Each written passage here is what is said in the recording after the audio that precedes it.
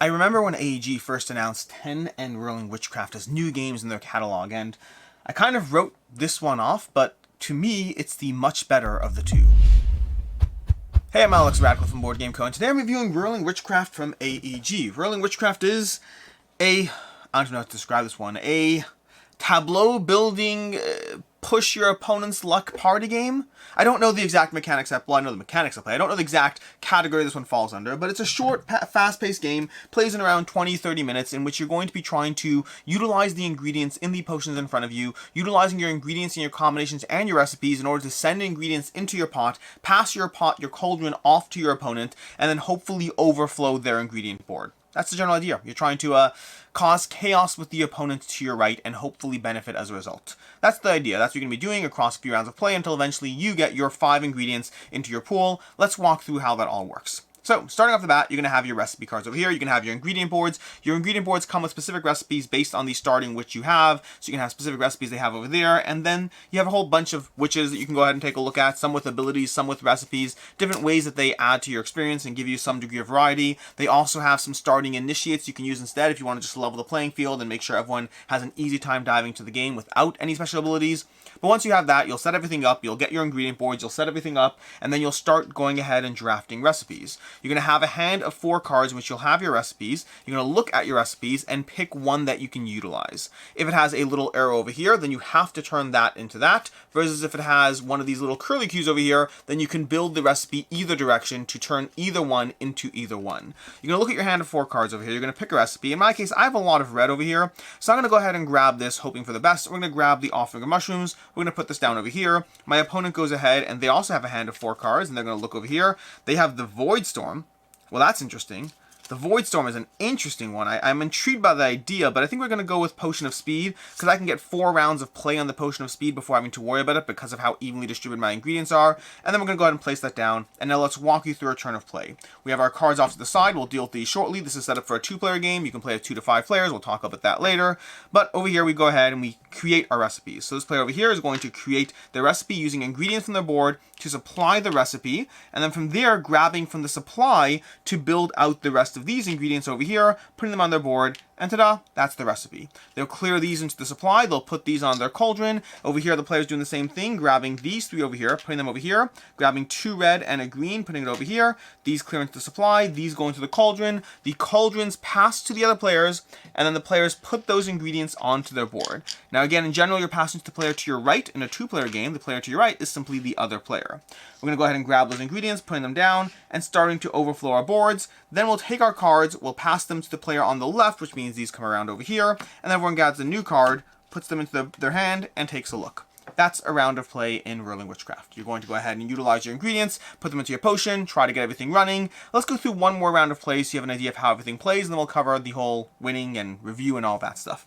So we have our new hand of cards over here. We grabbed a new card. Let's see what new card we got. Well, we still have a lot of red coming through, unfortunately. We do have a lot of green too. Honestly, converting this into white might not be a bad thing because we already have some white conversion over here, and getting rid of green is going to be a good thing as well because, well, that's important. Now I'm going to teach you a new thing this round, so let's go ahead and grab this. I'm going to teach you a new thing, something we should have done last round as well. Just didn't want to get distracted. Over here, this player is going to go ahead and grab, and we know that we have some white coming in, so ideally if we can convert white, there we go. We want to make sure we can get rid of the white that's coming in. Part of the game is going to be choosing recipes that allow you to get rid of the incoming ingredients. So we're going to put that one down over there, and then again, these cards go off to the side, and once again, we're going to go through the sequence. All of these 3 will go ahead and convert downwards into these. We'll grab from the pool over here, because you can reuse the recipes every single round, although I still skipped a step we'll come back to shortly. We're going to use our white to create a white and 2 blues over here. Now you could always use ingredients from ingredients in play, meaning you could use the top part from one half, from the bottom half of another if you don't have any on your ingredient board. Generally you don't want to unless you need to because those ingredients will otherwise go to your opponent. Over here we're going to use a green, turning into a white. Unfortunately he's foiled us a bit, but we're still sending more white his way than we need to. We'll put this one down over here, over here. We do need to get a bigger source of red coming in because next round we will not be able to do this offering of mushrooms otherwise. And that's going to be over here. We're done. We go ahead and put these all into the pot, and then, nope, I did it wrong. We sweep the top half over here, putting them back into the general pool. Then we put the bottom half into the pot, putting these here, and then swap them over around until you get to your opponent. Now, why are you doing all of this? But before we do that, let's cover one thing that we didn't really talk about, which is these cards over here on the tops of these cards. You see on the top of every single card, you have specific icons, and when you have those icons, you're going to grab these tokens, and you're going to put them, because we have one of each type right now, one of each icon, we're going to put it over here. But then because we have the Raven at the same time, we're going to move the Raven over here, and those will activate abilities. Every time you hit the 2, 4, and 6, you'll activate some abilities that you have, abilities that will let you take extra ingredients from the pool, even if you don't need them, abilities that will let you put an extra ingredient into your cauldron to send to your opponent, an ability that will let you clear off ingredients from your board, dealing with that in case you find yourself otherwise stuck. Now you're doing all of that in order to send ingredients into your opponent's pools, because once your opponent overflows, once they do not have enough room for the ingredients that you're sending them, those ingredients go back to you. So again, you're passing your cauldron to the player on your right, they will empty that into their pool, but let's pretend for a second that we have these over here, and it's time to empty these two into my pool. Well, one goes there, the others overflow, and so it goes into my little pool over there. Basically, the idea being that as you specifically focus on certain colors, as you specifically try to overwhelm them, as you notice which colors they can and can't use based on the recipes, you have the opportunity to send things their way, to overflow their ingredient pool, and you will benefit from it. And then once you have 5 ingredients in your pool, that's when you win the game. There's going to be a bit of a tiebreaker as far as whoever has most ingredients, whoever has the most different types of ingredients, all of that, but that's basically Whirling Witchcraft. Once again, you grab cards, you have 4 cards in your hand, you're going to pick a recipe, you're going to put it down, you're going to start the process of converting the various ingredients you have into your little cauldron. You'll send your cauldron to your opponent. Meanwhile, the cauldrons are circling around from all the people at the table, and then eventually one player overwhelms the other by sending and crashing more ingredients their way than their opponent is sending to them, at which point the game ends. And that is Whirling Witchcraft from AEG. So, ease of play. Game is incredibly easy to teach, incredibly easy to get into. It's a little bit, the rulebook could have been a drop clearer, I think. It took me a bit to get the handle of exactly the whole sequence of what you're trying to do. There's a lot of pass to the right, then back to you. But the basic idea is you're trying to overflow your cauldron into your opponent's ingredient pool, and whatever overflows their way goes into your pool. It's a drop confusing, but you get people up and running fairly quickly, and past that little drop of confusion, the game is fairly easy to teach. And as far as playtime, I mean, this game, table space is fairly minimal. What you see over here, this is a 2-player setup. Each additional player adds this much over here, not a lot. At 5 players, sure, it adds a bit. And playtime comes in around 20 to 30 minutes, maybe dragging a little more than that if you're playing at the full 5-player count with players who don't know what they're doing. It is a fast-moving game, possibly to its detriment. We'll talk about that more later. As far as player count, like I said already, 2 to 5 player game. I've played this one at 2, 4, and 5 players. I definitely... It's hard to say where I prefer this one, because at 2, 4, and 5 players, I feel I have a good sense of the general game. The game flows pretty quickly. It's fairly simultaneous play as far as what you're doing. 5-player game ran maybe 35, maybe 40 minutes tops, and I think I'm exaggerating even then. So game length's not an issue. The difference between a 2-player game and anything more than 2 players, though, is this. In this game, you're going to win because of 2 different factors. The first way you're going to win is because you did a good job crafting your own ingredients and making sure you stayed alive and sent the right ingredients to your opponent on your right. That's the first way you win. The second way you win is if the opponent to your right does not do a good job combating what you're doing. If you're playing a 5-player game and I'm playing the best game at the table, but the player to the right of the players 2 seats down from me is playing a very poor game and they're not doing a good job of getting rid of all the reds that are coming their way, then I might lose the game. Nothing to do with the way I played in the slightest, but to do with the one player being worse at the game. The only way you win this game is by being better than the player to your right. And some luck and other factors as well, but playing a better game than the player to your right is how you win.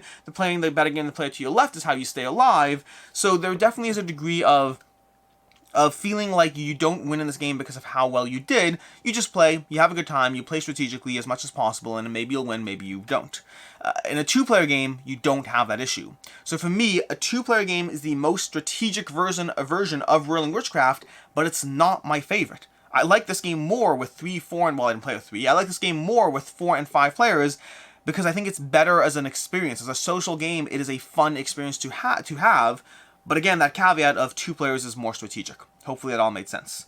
As far as what I like, don't like, and conceal that's not liking, starting off the bat, the speed of the game. And this is both a pro and a con, we'll get to that as well.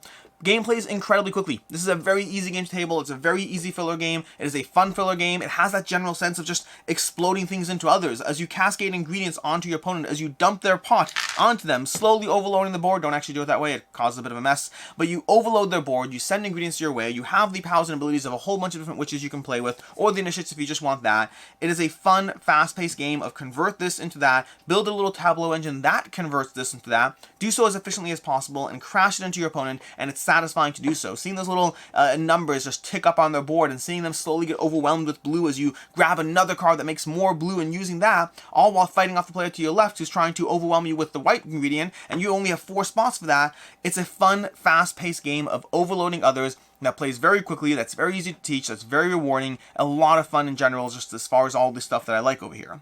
As far as what I don't like, the game ends a bit too soon for me. I haven't made any changes to the game yet as far as the way I play it, but I'm kind of inclined to play this game until 10 ingredients in your pool.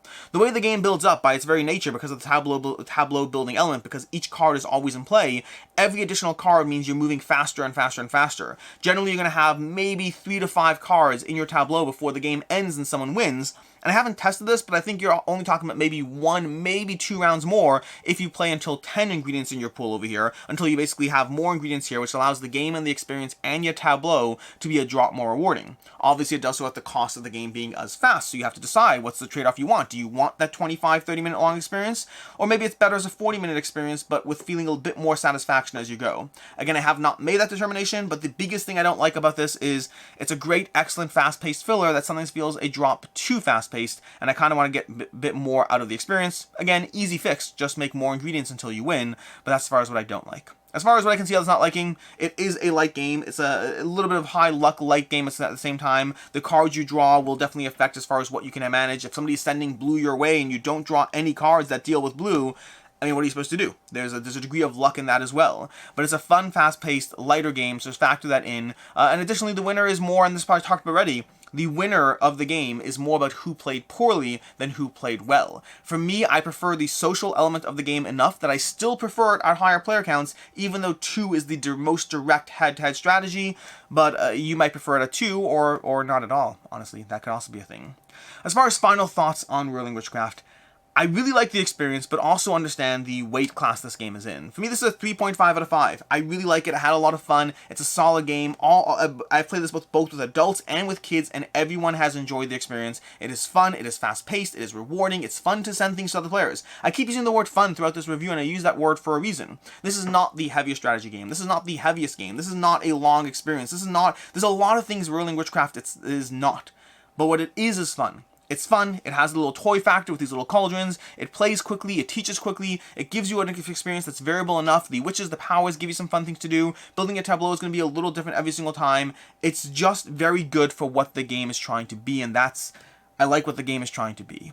As far as other game recommendations, first of all, Quacks of Quedlinburg. If you like the sense of things blowing up in your face, but you want it to be more about what you're doing and less about what your opponent's doing, Quacks of Quedlinburg will give you a longer push your luck experience, a much longer, much more strategic, much more variety push your luck experience. You can check that one out. Fantastic game. And then also Bullet. If you like the sense of crashing things into your opponent, of overwhelming your opponent and sending things their way, but again, you want a heavier experience that gives you this feeling, but very differently, Bullet from Level 99 Games is a fantastic game of just basically trying to overwhelm your opponent faster than the other players are overwhelming you, and round and around and around you go again. Until next time, I'm Alex Radcliffe from Board Game Co. Hope you found this video helpful, and as always, have a good one.